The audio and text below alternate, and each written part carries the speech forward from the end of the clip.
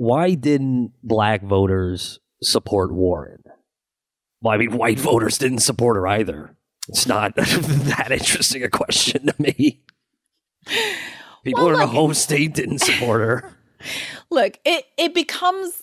It's a question that I'm interested in asking only insofar as that it's asked constantly of Bernie when he was the only other candidate outside of Biden who managed to get any meaningful black support at all. And yet no one asked why black voters didn't support Kamala Harris, why black voters didn't support Julian Castro, why black voters didn't support Cory Booker, why black voters didn't support... These are all good questions.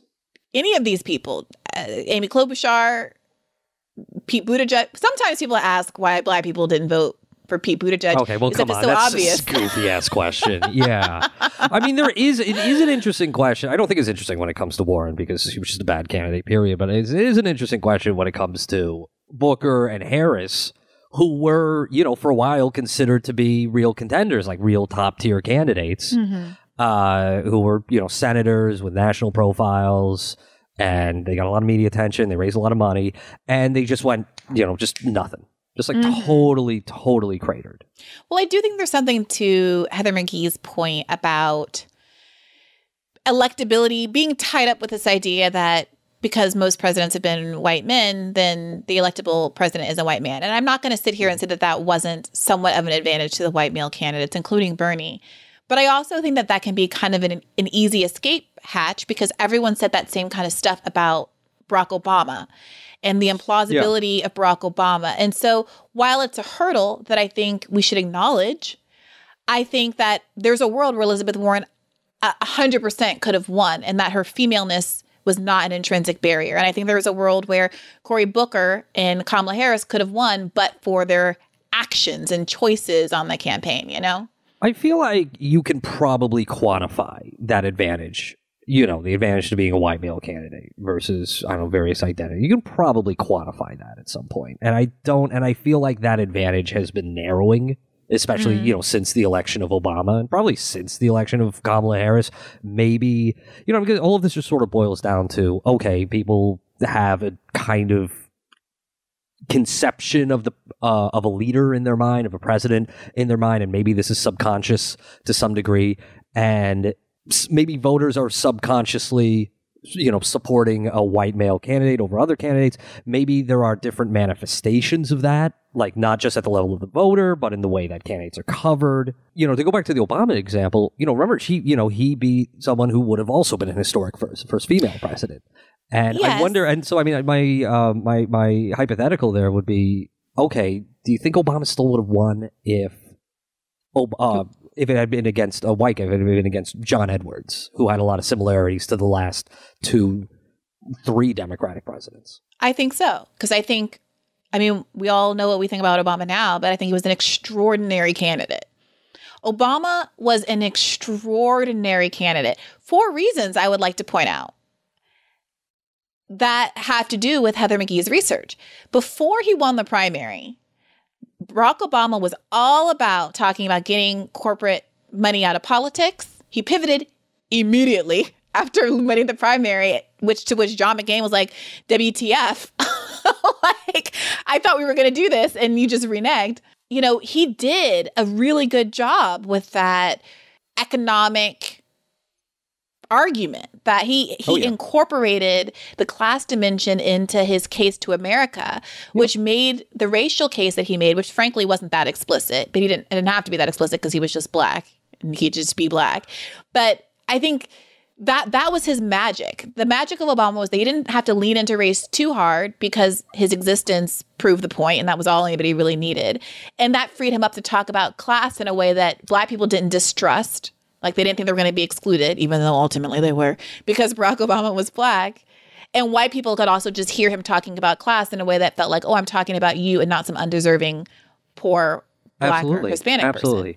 I mean, if anything, Obama was very reluctant to play up his race because he didn't want to stoke up that kind of backlash and that kind of racial antagonism, which inevitably happened, right? Especially towards, by the end of the campaign. But there are a lot of points where, you could call that a Sister Soldier moment, like famously when he threw Reverend Wright under the bus. And I mean, to some degree, I mean, you look at the, what he won was essentially a landslide victory in this, current party era. Mm-hmm. The biggest blowout since Clinton, I think, in 96. Mm-hmm. And, that's proof enough that, on a campaign strategic level that works. But in terms of, actually resolving these issues in the long term, having all of this wrapped up in the personal popularity of a single individual, that's not a recipe for success. No, because ultimately, I mean, if you rely too much on the public trust in one person, that trust is going to break under the weight of all of those expectations. Like at a certain point, one person's goodwill isn't enough to carry a movement through. And, we're in the middle of a lot of infighting on the left right now, and people are diagnosing this as, oh, now that Bernie's gone, we have no one to unite under. And I think that maybe we should start thinking about uniting under some principles and ideas, because individuals are going to continue to disappoint us.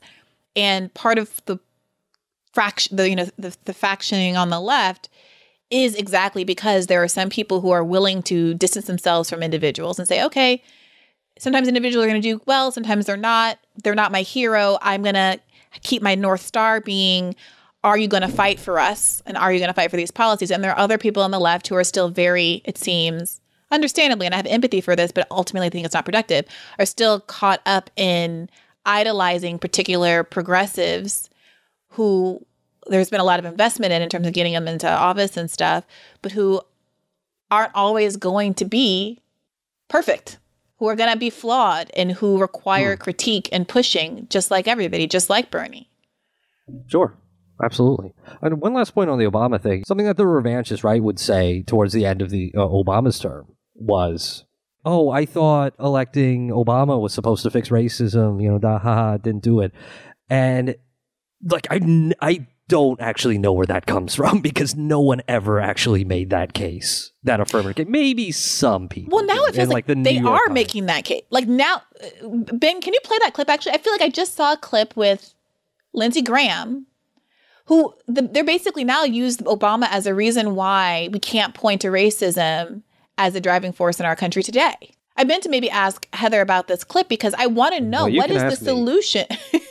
Okay, well, Virgil, expert on such matters, what are we supposed to do when Republicans are so effectively able to use this idea of, you're talking about race, so you're being the divisive one, to advance their political project? Because it seems like if we double down on saying, no, it is racism, there's racism, they simply say, stop being so divisive, you got a black president. Senator, is there systemic racism in this country, in policing and in other institutions? No, not in my opinion. We just elected a two-term African-American president. The vice president is of African-American Indian descent. So our systems are not racist. America is not a racist country. So what do you do with that? Well, I mean, it just shows the limits of representation that's divorced from politics. You'll hear a comparable view from a lot of left critiques of identity politics here, except in this case, someone like Lindsey Graham is just, kind of using this to stoke white resentment and build political capital, defend the police and all that shit, and defend, sort of structural violence. Yeah, I mean, look, like I said, I wrote an article that said, call the problem with calling Trump racist, which was basically trying to get at this point. People who don't affirmatively identify as racist are going to just not hear it. I would love it if they heard it. But people treat calling someone racist like it is some litmus test that demonstrates how committed they are to anti-racism. Virgil, I can sit here with you on this podcast that's being listened to by a bunch of like-minded people and say everybody's racist, which I do believe. I believe we live in a white supremacist society and that we all are inculcated in certain kinds of value hierarchies the way that Heather was describing. I think that that's true. I don't think that's especially useful out in the world. And, people got really mad at me back in, I think, maybe 2018 for writing an article in defense of Bernie, who refused to call Trump voters racist. Right? And I was like, well, obviously, what's the point? Like, what is the point? Like, do I think they're racist? Yes. I also think Hillary Clinton voters are, Democratic voters are racist because the polls show it. I've said this a million times. I'm so sorry. And for someone who wants a complete version of this argument that I've been making piecemeal, they should read an article that I wrote in New York Magazine back in 2017 about identity politics. Just Google Briahna, New York Magazine identity politics. I don't remember what it was called. But the point is, there was this poll going around in 2017 that showed that, 40% of Trump voters, 50% of Trump voters thought all of these racist things. There was one question that was like, are Black people more violent? Are Black people stupid? All those kinds of things, intellectually inferior, whatever, all those kinds of things. And Trump voters all said yes between by big margins, 30 to 50% of Trump voters held these kinds of views. And all of the liberals circulated this poll saying, oh my God, I told you they were deplorable. I was right. Yeah. And I was like, scroll down, the same poll showed that 20 to 30% of Clinton voters had those same views. So I'm like, you're expecting me to get all geeked out and mad because marginally more Trump voters think I'm intellectually inferior than Hillary Clinton voters? Besides which, the Hillary Clinton voters voter numbers are juiced by the fact that that's a lot of Black people answering the poll. So if you took all the Black and brown folks out of those Democratic numbers, I wonder how much white Democratic voters actually are aligned with what the white Republican voters are thinking. I mean, it has to be a substantial number because that's been the Republican strategy for the past few decades to peel white voters from the Democratic Party, from the New Deal coalition, using racial resentment. Right. So the question in all of this, and I'm so glad we were able to talk to Heather about it, the question in all of this isn't, are people racist? I think that just is so missing the point. And so much of our national conversation is, even in the course of that interview, the question is there institutional racism? Honestly, I don't really care to hear Lindsey Graham weigh in on whether or not there's institutional racism. That doesn't tell me anything. What I want to know is, okay, Lindsey Graham says we need to reform the police. What does he have in mind? Does Lindsey Graham have a problem with the fact that our police budget collectively across America is higher than most countries' military budgets? Does he have a problem with the fact that a city like Los Angeles spends 50% of their city budget on police as opposed to all of these social reforms that would prevent crime from happening in the first place? Those are the more incisive questions that could be promoting a more productive dialogue that would get people to reform, get people to defund, even if you think that the word defund is too stigmatizing. But instead, these liberals think that they're doing something by, quote, calling out people on racism by saying, hey, you think racism is real? And then having a big argument about it when someone says no. Yeah, absolutely. I was going to go back to the original question, but why did Elizabeth Warren? Well, I mean, what's the response to that response, which is, racism is not real with a Black president, which is a classic dumb guy fucking thing to say. Well, the problem is obviously that people don't really understand what racism is. And that's why, as much as I have some ideological differences with someone like Nicole Hannah-Jones, I think the idea and some substantive critique of aspects of her 1619 project, the idea that so much of the division in America has to do with an ignorance because of what we're taught in our public education and private education about the history of this country, I think that is real. And I think that on top of pursuing universal programs that naturally kind of get people invested solidaristically in group projects, I think that's a big part of it. That's what we talked about in the Eddie Glaude episode, right? How universal projects, universal programs, being a part of unions, all of these things can foment solidarity across racial lines. Absolutely. On top of doing that, I do think we have to be having national conversations about race that are historically rooted. Less the interpersonal dynamic stuff, but historically rooted. And that's why I think that Heather McGhee's book is so useful. Because it's easy to be dismissive of, to her point, Black people are disproportionately affected by student debt, the student debt crisis. I guess their parents should have saved more. If you don't understand, oh my God, the layers of discrimination, of redlining and discriminatory loan policies that leading up through the Obama administration.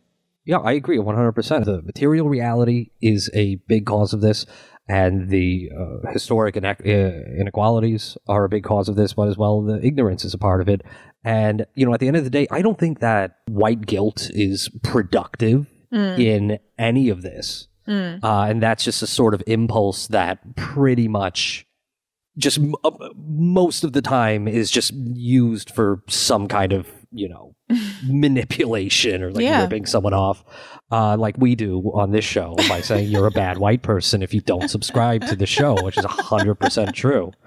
White guilt makes, you know, the K-Hive men just like feel very empowered to say mean things to me all day. Like that's what white guilt does. They think that they are falling on the sword on the Queen Kamala for Queen Kamala Harris by attacking me because I simply think that we should have a $15 minimum wage. That's where white guilt gets you. So I'm with you on that, Virgil. I think the contradiction within that is, okay, we want people to understand that there is a unique Black experience in this country that means being, most of the time, means being segregated.